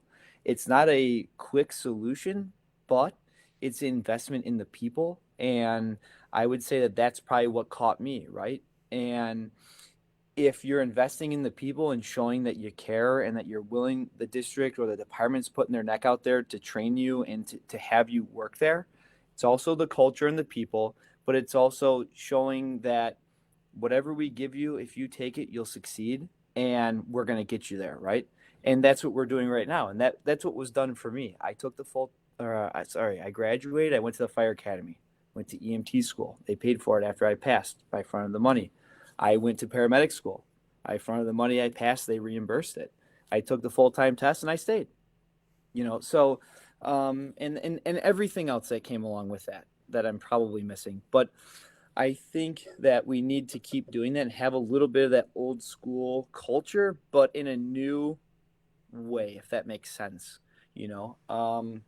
and to keep people engaged. Like you said, you have to go to training. You have to like the job. I think some people obviously are going to be way more into it, right? Like there's going to be dorks like us that like it way more. Sure thing. But I think you need to try to keep passing it on to the new people, right? And it's okay that they don't know that how to start a saw. That's all right. I hear people say, well, they don't know what a Phillips or a regular screwdriver is. All right, well, that's all right. Maybe they never had the opportunity. But if they have the heart to want to learn, that's a totally different story, right? If the guy doesn't know, or gal, sorry, It's okay. it doesn't matter, right? Maybe they don't know how to change oil in something, but if they have the desire and the want to do it, that's the kind of person that I want to work with, because you can show them anything in the fire service and EMS, right? And you can mold them to the people that they should be or that you want them to be, right? And show them the correct way. Yeah, I hear that they don't know how to start a saw thing. Not like frequently in my job, but that's everywhere, right? Oh, people don't know how to start a saw. Like, are we start like, maybe make sure that the person's a good person, right? Like, Right. what's more important? You could teach them how to start a saw. Like, maybe look at the thing that's really important, and Yeah, it's such and a I think cop out. You took the words right out of my mouth. That's not a them problem. That's a you problem, Yeah, right? If the person that has the heart is there, but they're not learning or they're not improving, that's on the crew and that company officer, right? It's very easy to go into work and be for yourself, but to have that selfless type mindset, right? And we all have those days where you got to get your own things done, or sure. you got to separate. I get that, but over the majority of the time, it should be group based. Like, guys give me a hard time all the time. Like, I'll work other shifts and they'll be like, geez, can't you just leave us alone? And I'm like, yeah, but I don't like to be by myself. I like being with the group. Like, it's not me like watching, making sure you're doing what you're doing. I just don't want to be by myself. I like the group interaction because it generates conversation. Yeah, And sometimes a conversation goes way off where it shouldn't. But most of the time, it's good conversation, right? Like, you go down to your training ground and you throw a ladder. What does that turn into? 3 hours of training. Then it's forcible entry. Then we're pulling this off and we're doing that. Like, that is how it's supposed to be, in my opinion. And that's how I was raised and was shown, when I started. yeah, absolutely. So we got and nothing. I'm not knocking anyone for going to bed early to a certain extent, right? And I'm definitely not here to dump my purse about my own organization because there's lots of great things with my organization, but a lot of guys go to bed at like 8 or 9 o'clock every single night. And I mean, I got young kids, so I try to take advantage of an opportunity to sleep for sure. But I was on shift last night, and we were up till 11 o'clock just bullshitting. We had a full Yeah, house, which never happens for us. We had we had our squad and an ambulance crew, and our battalion chief, and all six of us were out on the bay floor just bullshitting till 11. yeah. And it was amazing. It doesn't happen that often anymore. And as you're saying, these things are popping into my head, right? And it's like, okay, so I was molded by the people that brought me in, and that's what we used to do down at 52. We would sit down in front of Station 52 until 2 o'clock in the morning, and we would sit out there, smoke a cigar, whatever, play bags. We talk about how much gold there is on the face of the earth. We talk about the fire service. We talk about our engine. Like, it was just, we were always together, and you were talking, and then all of a sudden you're like, oh shit, it's 2 o'clock in the morning, and Yeah. then you felt like a pile of garbage the next morning. And I did it last night, same thing. I stayed up talking until 1 o'clock in the morning. Well, I paid for it because you go out a couple times and then I you're paid trash. for it too. But Yeah. but to me, I don't want to lose that conversation. I'd rather stay up and have that conversation and see where that goes and see what it generates, because more than likely you're going to take something out of it. Now, we don't do it every night, but I am certainly not an early to go to bed kind of guy. I like staying up and hanging out, and eventually, yeah, I probably should go to bed a lot earlier. That's one thing I could probably improve, but majority of us, we like to stay up, and we get picked on it, right? They're like, oh, you guys stay up way too late, and all right, well, that's my choice, not yours. So you can go to bed at 7 if that's what you wish. I just choose not to. It's yeah. It's one of those things that's unfiltered our time, right? Like Yeah, during the that's the day, you get firehouse. your lunch, right? But there's still administration calling. You still got this going on. The battalion chiefs need you to go do something after lunch, and then your downtime. Well, you're gonna work out, and then you got to cook dinner, and then you got to do dinner, and then you got to clean up after dinner. But like, there's that sweet spot where there's absolutely nothing. No one expects Yep. anything out of you, Yep. and those are where some of the best conversations happen. More so than the morning coffee. More so than Yeah. the lunch or dinner table. Absolutely. And you can learn so much. Even the new people that come in, they teach me a lot, right? Not only do they keep you on your toes because you have to know what you're talking about, right? When you're going through the rig or you're teaching about the district, that keeps you fresh. But they also bring culture too. And we had a group of guys that got hired. And our district, we never had a grocery store, okay? And we couldn't go out of district to go shopping. So the first thing that came in was Costco. Well, when you're shopping for two guys, is Costco realistic? You guys, no.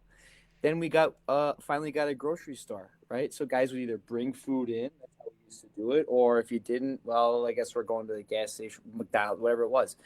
And we had a group of guys that came in 2 years ago, and we started eating lunch together now. Right now, we would eat lunch together, but we'd bring our own stuff. And then it was like, all right, we're gonna make BLTs with eggs on it, right? And we're gonna eat that together, and then we're gonna eat dinner together, right? And that's very important because we all go our separate ways because we have different responsibilities.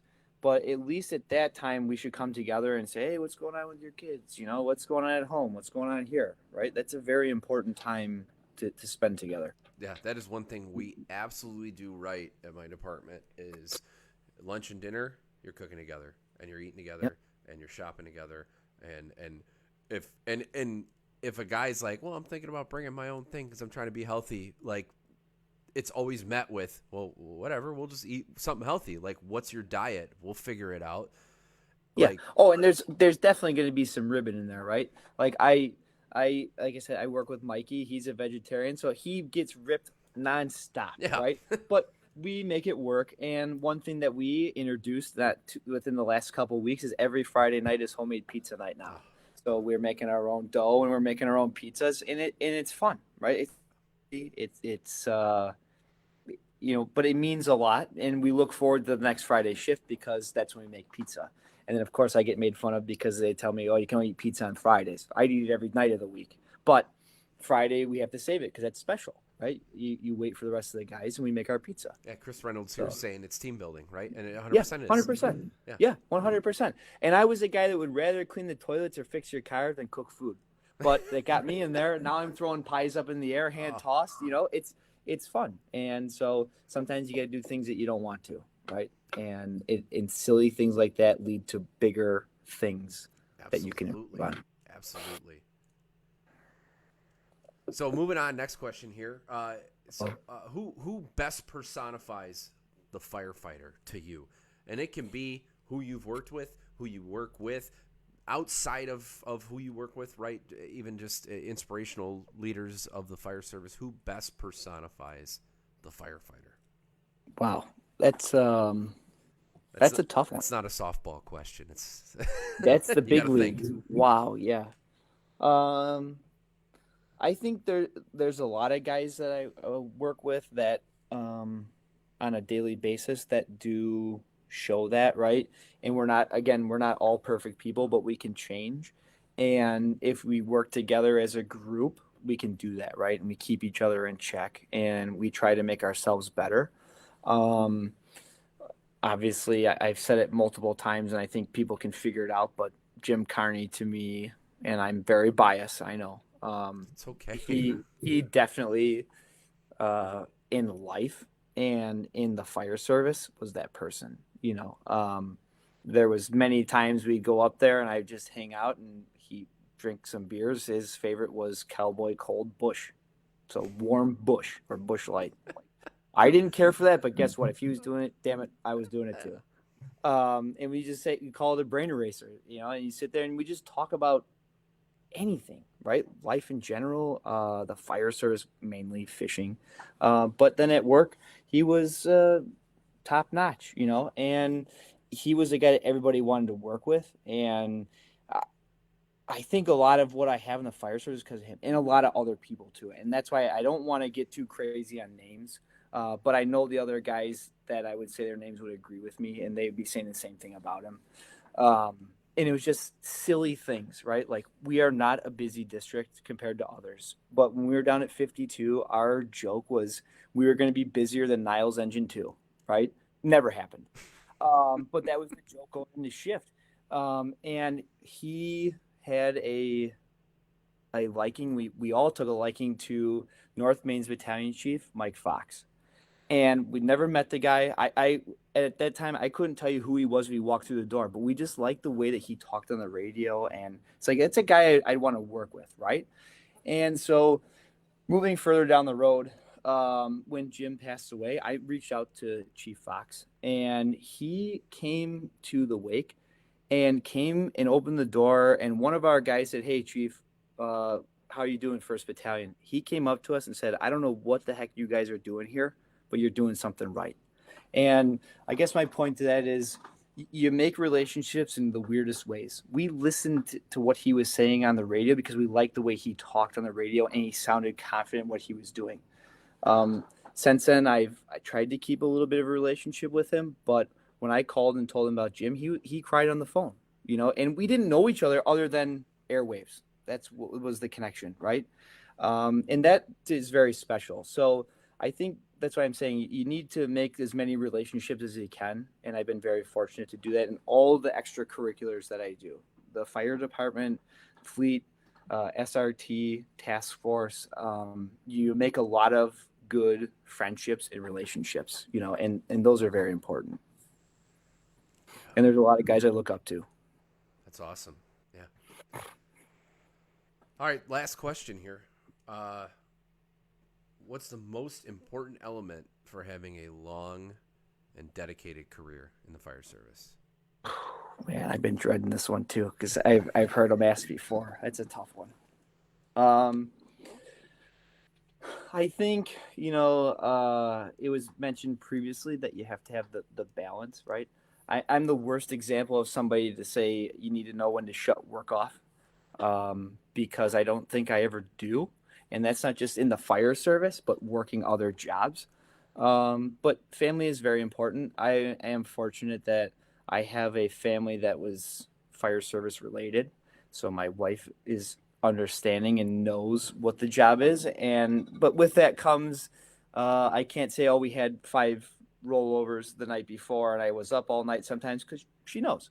But I think family is very important. And when we try to do that in our department, I think in amongst our group of friends, our wives hang out when we're working. Our kids play together. We try to get together and maintain that, even though we're not at work, we're still maintaining a bond and a friendship, because we have been together for so long. But we've also had people that filtered in that are new, right? Our new hires, and they've worked their way into their family.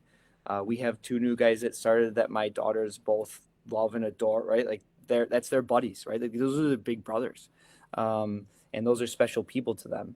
So I think having the mix of work and outside in the family is very important. But I think you just have to keep the passion for the job, right? At some point, you're going to get there and you're going to retire. I hear a lot of guys say, oh, I can't wait to retire. I can't wait to retire. For me, I still have a ways to go. But that's a scary day for me because if you really are involved and you really care and you love your district and you love the people you work with and you love the job, that's a scary day. Now, I'm looking forward to hopefully retiring one day, but I'm not ready to do that right now. And so therefore you should give the best effort you can now. And my example is that there's guys that got a long time to go and they're saying, I want to go. Well, then maybe it's time that you should go, right? Because if that's your mentality, then that's probably not the best, Why are you right? here anyway? So, exactly. And there's a lot of our friends that didn't get that chance, right? And they worked hard and you don't wish it away, right? And that day would be that's going to be a tough day. I can tell you that right now. I don't wish that right now on myself. I want to enjoy what I'm doing. I'm having the most fun I've had in the fire service right now. Not to say it wasn't fun before, but right now it's probably the most fun I've had out of my career so far, and it's only getting better. That's as awesome. Far as I can see. Yep. That's awesome. I think that answered the question. Yeah, I would say my show, right? So my answer is always right. Your show, yeah, exactly. This is your thing, right? So, yep. Yeah. I'm just reading real quick.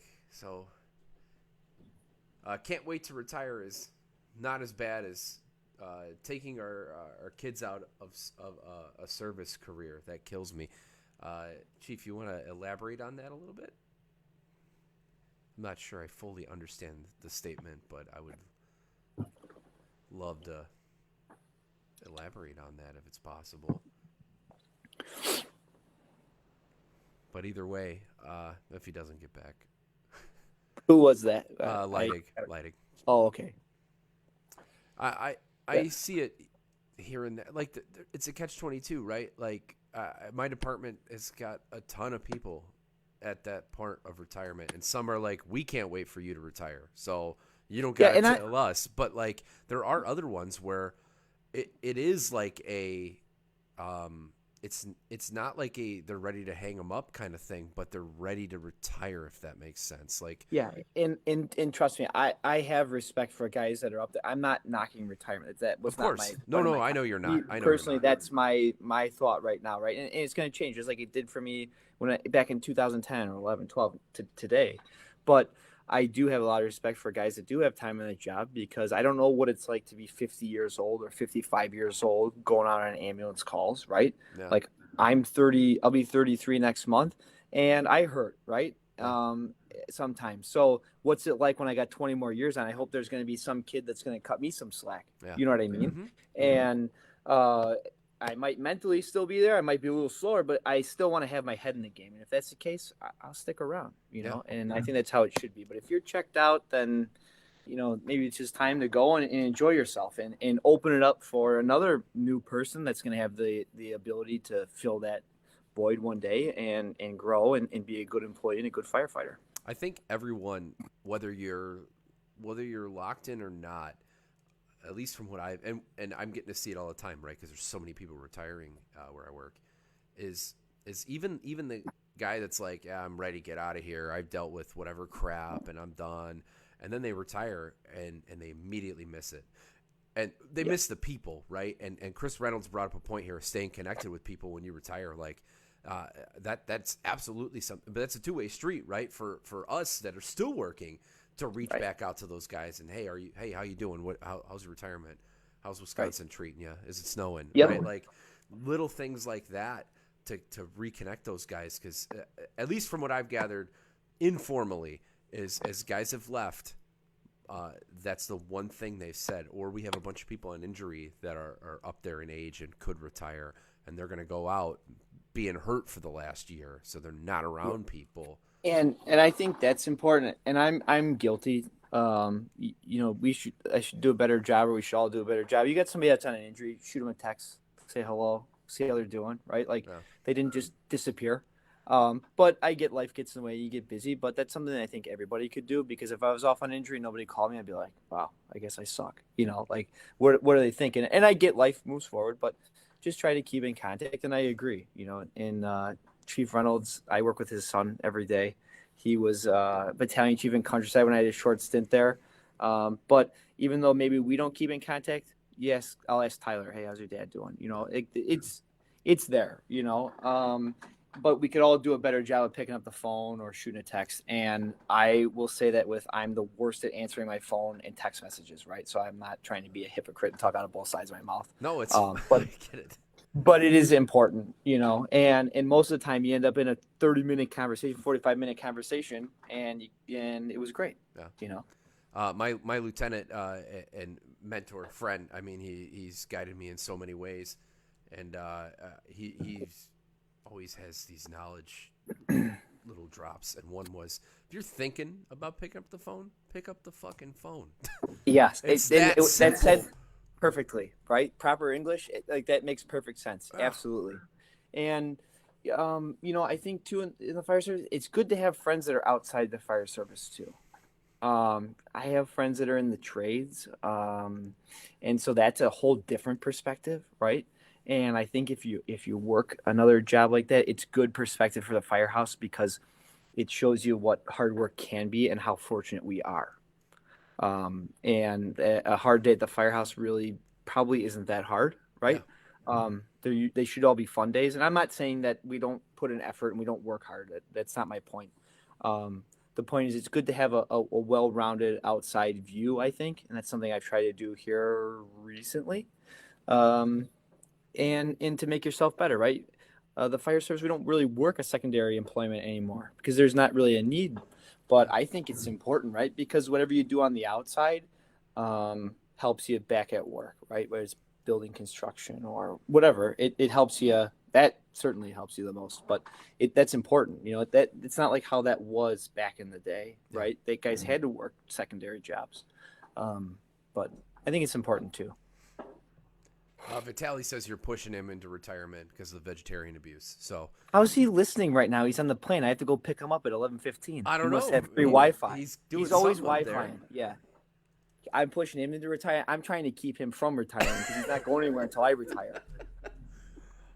I should announce you'll get your chance to harass him. I was talking to him today about him coming on at some point. So good. The shoe could be on the other foot. You could jam him up Well, if you want. he was a little butthurt when he found out that I got asked before him. So I haven't known him anywhere near as long as I've known you. Vitali and we've met on a couple occasions. Him and I went to instructor together, but I don't even know if we really talked that much when we were instructor one together. But we'll save that. We'll leave some meat on the bone for talking to him. But yeah, absolutely. Yeah. Well, cool. Yeah, Oh yeah, he's got Wi-Fi. He's he got does you on have the Wi-Fi. Wi-Fi. Man, Yeah. See, you're always in the know, he's right? got the tech. Yeah. Little does he know, he probably should have got the Uber with what I'm going to charge him. On the subject too of future people, I got coming up. I've got Kevin Traz. He's coming on, I think next week or the week following, and then I'm going to FDIC, and then I'm going to try to make it back to some other people. But back to you, Craig. This was awesome. This will not be our last talk, I would hope. And Yeah. you come back It, on, talk it's about more funny. stuff. Yeah, like we talked, I was nervous, but it's fun, and there's so many other things that just come to mind. I figure, oh, I'm not gonna have anything to talk about for 15 minutes, you know. But it's been fun. I appreciate it, and I was shocked to be asked. So I really appreciate the chance to get on and talk a little bit. And obviously, it was a lot of fun, and we'll keep in contact and keep making relationships. I think Absolutely. that's real important. Thank you for sharing, your perspective and then your stories about Carney. I mean, I really appreciate you talking about that. It was really great to hear about that aspect Yeah. of Yeah, and like I said, those are the things that make you as a better person. And one story, if I may, Absolutely. before I go, after Jim's funeral and everything, I took one shift off, and I came back December 27th, 2017. And that day we caught a first in fire. I was an acting officer, and Mark Amor was driving me on Squad 51. And it worked out just to be that we would be first in that part of the town because the station was a jump company down there. They were gone, and we ended up catching a first in fire. And I remember driving down the road, over in the right seat, talking. I'm like, oh, this is happening, right? Like, this is the real deal, right, or whatever. And Mark looks over and he goes, "Hey, kid, relax. You know what you're doing, right?" And that didn't get said very often. So when that came across, it was like, wow, that means something, right? And then you fast forward, and both those guys are gone. It's that'll always be a special story to me, and one that I like to share. Because you just never know who's going to be with you. Things happen, and especially your friends. Mark and I weren't the best of friends, but we were brothers, right? And we worked together. I didn't have the same relationship that I had with him that I did with Jim. But I will tell you that was a tough day when we lost Mark too. And I know a lot of other guys were a lot closer than I was. So I could only imagine how they felt.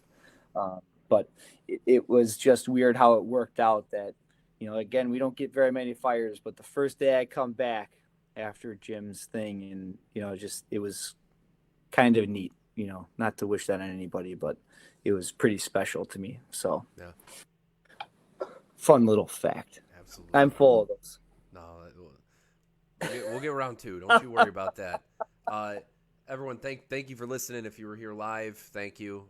Later here on Spotify, if you're listening to the podcast, not through video, appreciate you listening. Craig, thank you again for coming on. Yeah, absolutely. I appreciate it very much. Thank you. I'm gonna end the stream there. So have a nice night, everyone.